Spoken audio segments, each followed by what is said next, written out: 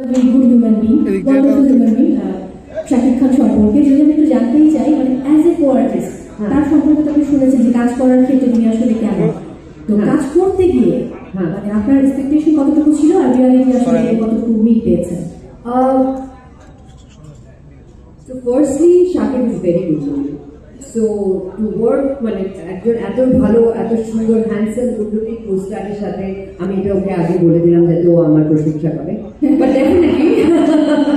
but definitely he is very smart, good looking and একজন ভালো পোস্টারের সাথে কাজ করতে তো ডেফিনেটলি ভালো লাগে। বাট জোকস অ্যাপার্ট, আমরা যখন শুট করছিলাম ট্রিমেন্ডাস গরম ছিল আর ও ঠিক এরকমই একটা স্যুট পরে আর এরকম ছিল, চুলটা অনেক বড়, হ্যাঁ এরকম একটা লুক ছিল।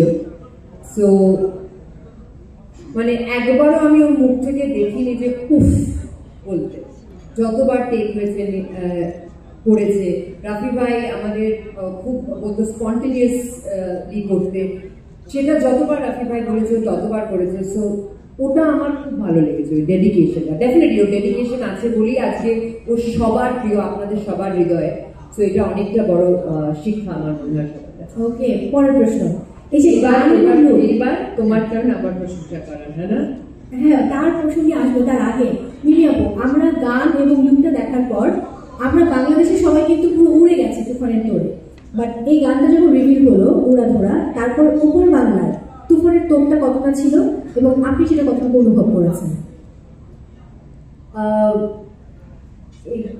মানে এটা বলা, নিজের জিনিসটাকে মানে নিজের গানকে আমি এবং ওটার পপুলারিটি নিয়ে কথা বলাটা খুব ডিফিকাল্ট, কিন্তু আমার মনে হয় ভিউজ দেখেই সবাই বুঝতেই পারছে যে দর্শক কতটা ভালোবেসেছে আর আমাদের এই গানটার কতটা পাশে আছে। সো আমাদের উড়াধুরা গান শুনে সবার হৃদয় উড়াধুরা হয়ে গেছে। So that is the most important. Okay, সবার হৃদয় কিন্তু উড়াধুরা অবস্থা। আমি এবার তার কাছে চলে যাবো যার জন্য ওয়েট করে বসে আছি। অলরেডি তুফান বইছে, কিছুদিন পর হয়তো আমরা দেখতে পাবো যে টর্নেডো